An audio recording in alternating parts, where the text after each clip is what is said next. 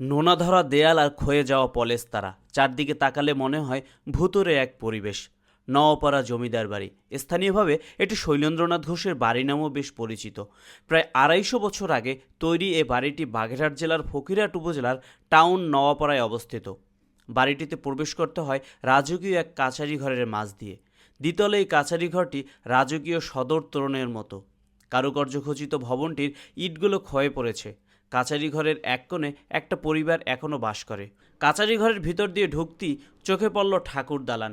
সাদা ধবধবে রং করা হয়েছে কিছু বছর আগে, যেখানে এখনও নিয়মিত পূজা অর্চনা হয়। কাচারি ঘরের পাশেই আরেকটি ভবন রয়েছে। অতিথিদের জন্য তৈরি করা একতলা ভবনে এখন সপরিবারে বসবাস করেছেন জমিদারের চতুর্থ পুরুষ মিলন ঘোষ। তবে স্থানীয়দের দাবি, মিলন ঘোষের সাথে শৈলেন্দ্রনাথ ঘোষের বংশধরদের কোনো সম্পর্ক নাই। মূলত ভুয়া দলিল বানিয়ে এসব দখল করেছেন মিলন ঘোষ। মন্দিরের পাশ দিয়ে কয়েক কদম দিতেই চোখে পড়ল দোতলা আরও একটি ভবন। এই ভবনটি ভূমিকম্প প্রতিরোধক বলেই জনশ্রুতি রয়েছে। এই বাড়িতে থাকতেন জমিদার, এখন একজন সেবক থাকেন। জমিদার চলে যাওয়ার পর এখন এই বাড়িতে বসবাস করেছেন ৮০ বছর বয়সী পুরোহিত এবং তার পরিবার পরিজন।